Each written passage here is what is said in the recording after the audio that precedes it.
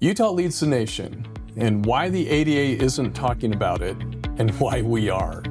We begin our legislation podcast, episode 1. Welcome, all of you fantastic dental podcast listeners, to the My Practice, My Business Dental Podcast Show, where we help dentists profit and thrive with excerpts from the clinical business of dentistry training here at My Practice, My Business. We'll be addressing and answering questions with current trends dentists and their teams face each and every day in their pursuit of this wonderful career we call dentistry. And now, the host of our show, the clinical director and president at My Practice, My Business, Dr. Rob Thorup. If you've been following dental policy this year, you probably noticed that Utah passed more meaningful reforms than any other state. But you wouldn't know that from reading the American Dental Association's publications. And I've got that publication right here.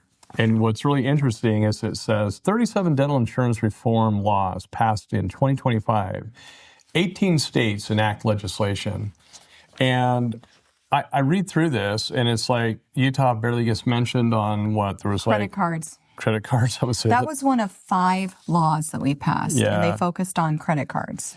And why is the Washington State Dental Association executive director, why is his name mentioned in, every time I see law reform, for some reason I see his name mentioned all the time. And took over a good section of it too, which is really interesting. Is he vying to be the ADA executive director or something? I don't know. I'm just asking for a friend because we've met with him, and I'm sorry, my friend, not too impressed.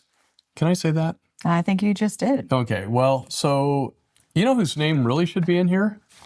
Dr. Val Radmal, Executive Director of the Utah Dental Association. So this is a problem.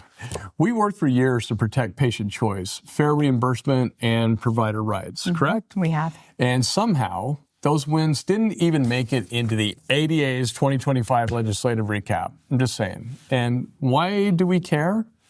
It's not for recognition, like some people, go to page 4, are trying to get. What we want is we want to help. We want to motivate other states to serve their association members and the patients that they serve. That's the main reason. For some reason, the American Dental Association has lost sight of what's most important to their members. It really is. Whether the loss of vision is intentional or unknowing, it doesn't really matter to me. No, I'm kind of tired of it, really. What matters is they really drop their egos and personal agendas and start listening to their constituents, or they continue to lose membership because the number one reason for their attrition, lack of insurance reform laws. How many times, Tracy, do we see that on the social media networking groups? We always are seeing the,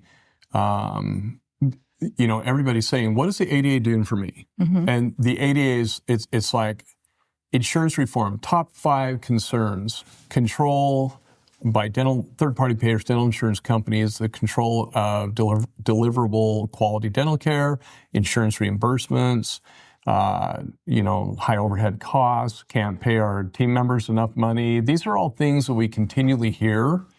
And so why aren't they addressing those things? And then here's the thing I don't want to miss out on. They state, why do I want to be an ADA member when they're not doing anything for me? Well, in Utah, stop being a freeloader because Utah, every dentist in the state of Utah should be a member of the ADA and the UDA because of all that we are accomplishing. Tracy and I'll just say it, we could accomplish what we're doing on our own if we had to, because we can garner all the names that we need to pass legislation. But when you have the support of an executive director of your state association, things are so much smoother and easier. And that's where we give our state association kudos, because they have supported Tracy and I, they've backed us up, they've helped us, and that's what we love. So in this 10-week series, we're going to change the narrative starting today. And let's be honest, it's frustrating. Utah dentists rolled up their sleeves, fought for real laws, and delivered results that the rest of the country could definitely benefit from. Not the crap that you read in here, but real insurance reform. But when national leadership doesn't even mention it, it's more than an oversight, in my opinion. Well, I'll be gentle. It's just missed opportunity. I won't say what I really want to say, or maybe I will later in this series. Well, and I want to emphasize that we're bringing this up not for recognition for what we did. We bring this up because these laws really work when it comes to protecting the practices and the patients that they serve. They've protected practices financially. They've strengthened the patient trust. They've made Utah the model for what dental reform really should look like. And I've made multiple attempts to reach out to the American Dental Association to tell them about these really strong laws that we passed in an effort to get them to publish this information to share with the other states. My goal is just to help aid in passing and duplicating these laws so that other states can be protected as well. Every state deserves the same success, don't they? Mm-hmm. And that's why we're sharing these stories. So over the next 10 weeks, we're going to break down every single Utah law one by one. We'll talk about how it affects dental teams, how it protects patients, and how you can help bring similar change to your state. We'll start with Utah's first big one, the Network Leasing Downcoding and Bundling Protections Law. And when I say the first big one, that's the first big one that we passed. But there was one before then. The non-covered law. The non-covered service law, and we call that Christensen's Law, because Dr. Christensen, back what year was it? 2017. 2017, yeah. So we'll talk about non-covered service laws also.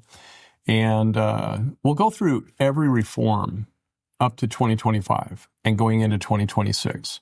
And the 2025 Healthcare Amendment explaining how they translate to daily operations in a dental office. We want you to be able to implement these, think them through, and be able to push back when insurance companies try to control it. And if you're outside of Utah, this series is especially for you. We want to share how to talk to your local legislators, your association leaders, and how to start that grassroots effort in your own community. And here's what makes Utah unique. Every one of our laws focuses on fairness and transparency. Mm-hmm. And these aren't anti-insurance laws. They're pro-patient and pro-practice laws. And when dentists can operate without fear of forced write-offs or arbitrary denials, the dentist wins, the patient wins, and even the insurance company wins. Exactly. Okay. So whether it's extending filing deadlines or banning bundling or giving dentists control over how they're paid, these laws help offices stay viable and allow teams to focus on healthcare instead of compliance. And that's why we're calling this campaign Real Laws, Real Change, and Real Leadership.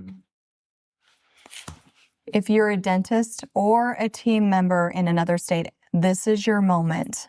Don't wait for your national association to lead. They've had years to do this, and they failed. They did. They have. And I hate saying it, but we're going to be very honest with this. And hopefully leadership will take this information and really take it to heart, because real change happens on a state level. All that's needed is a state dental association executive director with effective leadership skills, a state legislator that you're friends with, is your neighbor. And we can try and help find those people with you. Our coaching here, we need to make sure that we're coaching and helping you through this, because we've gone through all of the steps needed to pass this legislation, and we're prepared to hear and argue against what possibly people who don't agree with those laws, i.e. insurance companies sometimes, might say, so we can have a candid conversation so that they understand why this benefits everybody. And we need a dentist like you who will hold their feet to the fire, even if you have to move the fire of change yourself. Yeah. You can bring these laws into your state in 2026. Follow us on social media. Subscribe to our podcast and YouTube channel, and reach out to us. We're here to serve. And we'll share the exact bill language, talking points, strategies that worked here in Utah. Why? Because this isn't about politics. Thanks. This is about our patients. It's about fairness, and it's about every dentist finally being paid fairly for what they do. Well, at the end of these segments, Tracy and I are going to have candid thought, and we're going to have what we call a candid thought time. And my candid thought is this: enough of this. This needs to change. To this day, I don't know how Tennessee, we need to call the Tennessee Dental Association, and this is on us. We need to call them and find out how they even found out about House Bill 359. We know how Washington did, because we went and beat them up and ripped them a new one because they weren't supporting their dentists. And our clients were going after the association, telling them that change has to happen. But their bundling law, let's be honest, the bundling law that they passed forces the insurance company to pay more, which is going to increase premiums. It's so much better to take the middleman out of the picture. Mm-hmm. It should be the patient's choice. The insurance company shouldn't pay more. The premiums that insurance companies take in will never justify reimbursement rates to cover our direct operating costs per hour. They just don't. Right. You have to be able to have, dentists need the freedom that has been shown by Delta Dental of 15 states, and we applaud them. They give dentists the freedom to offer choice and charge a patient directly for better products, materials, technology, medications. It just has to be done a certain way. And every other insurance company, Regence, Blue Cross, who are all the others? All of them. You name them. They all do. But then there's a handful that try not to, but that try to control. They try to control the quality of deliverable oral health care. And they think they're like on this power trip. They think it's so empowering to do that. And they need to knock that stuff off. And docs, if you pass legislation in your state, guess what happens? You win. The patient wins. And the insurance company just gets pushed out of the way. They're a dental insurance plan, like a coupon book. They're not real insurance. And until we teach and educate our patients on that, we're going to continue to have struggles. What are your thoughts? Thinking back to states that copy other states' laws, I mean, that's ultimately the goal. But I'm thinking about the non-covered law, which we will be talking about in the next episode. But think of how each law in each state has a different definition of what a covered service is. And I think that it's because they never talked to each other. They decided that they wanted to copy a law and make it their own, but wouldn't it have been really nice if everything was consistently defined? Wouldn't it be nice if there was somebody in the American Dental Association that ran point on that and talked to every single state association and helped them? What would that look like? Why are the associations so fragmented?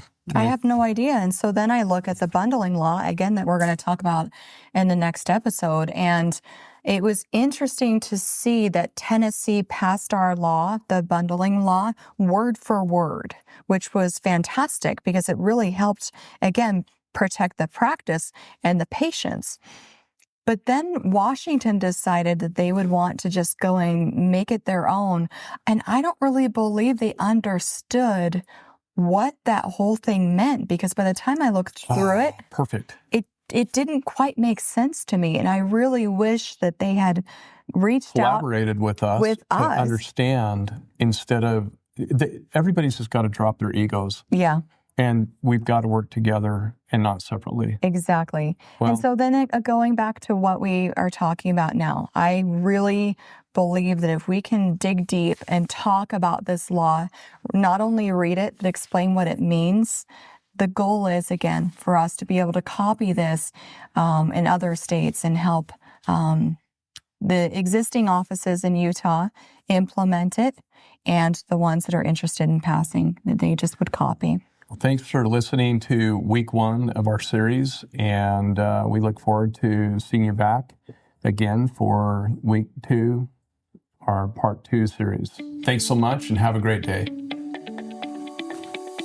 Thank you for being with us today. Since 2006, My Practice, My Business has been teaching dentists and their teams business skills, dental insurance contractual protocols, and state laws governing how to profitably bill patients fairly for the need-based services they provide. What's more, we guarantee our training, unlike other dental consulting companies in the industry. Simply stated, if you don't increase your net revenue, we don't get paid. We call it dental consulting the way it should be. We believe there's never been a more important time than now for dentists to experience and implement our key methods, knowledge, and business training within their dental practices. To learn more about our guaranteed, no-risk clinical business of dentistry training that is changing dental practices for the better, just go to our website, mypracticemybusiness.com, and surf our pages for additional information about our company and the services we provide. When you're ready, give us a call and get scheduled for the most profitable dental business training that you will ever experience. If you enjoyed our podcast, please leave us a 5-star review. If you have any questions, please don't hesitate to call us. Thank you again and have a fantastic day.